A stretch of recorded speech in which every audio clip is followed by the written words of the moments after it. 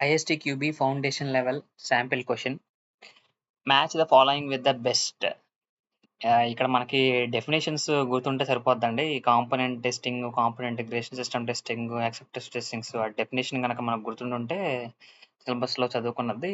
So, ఇది ఈజీగా answer చేయొచ్చు. సో, డీటెయిల్స్‌లోకి వెళ్దాం.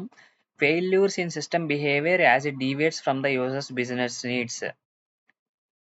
ఇదేంటి మనకి మనకి ప్రొడక్ట్ అనేది ఎండ్ యూజర్‌కెళ్ళింది. ఎండ్ యూజర్‌కెళ్ళిన తర్వాత అక్కడ మనకి యూజర్ ఏదైతే రిక్వైర్మెంట్ ఇచ్చాడో అది రీచ్ అవ్వలేదు.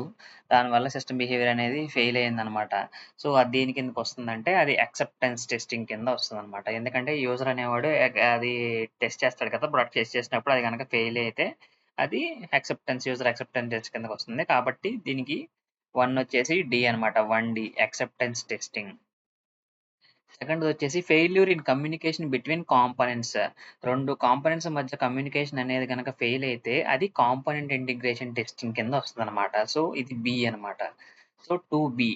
ఫస్ట్‌దొచ్చేసి 1 డి, సెకండ్‌దొచ్చేసి 2 బి. తర్వాత థర్డ్‌దొచ్చేసి failures in logic in a module.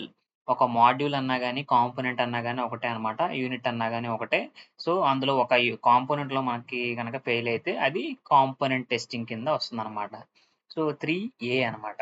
ఫోర్త్‌దొచ్చేసి failures in not correctly implemented business rules. ఇంకా మనకి మిగిలిన ఆప్షన్ వచ్చింది సిస్టమ్ టెస్టింగ్ అనమాట. మనకి రూల్స్ మనకి ఏదైతే స్పెసిఫికేషన్స్, రిక్వైర్మెంట్స్‌లో ఇచ్చారో దాని ప్రకారం గనక అది ఇంప్లిమెంట్ చేయబడకపోతే అది సిస్టమ్ టెస్టింగ్ కింద వస్తుందనమాట. సో, మనకి ఆప్షన్స్ ఏమి ఇప్పుడు కరెక్ట్ చూసుకుంటే 1 డి కదా! 1 D, 2 B, 1 D, 2 B, 3 and 4 so, correct answer is option A.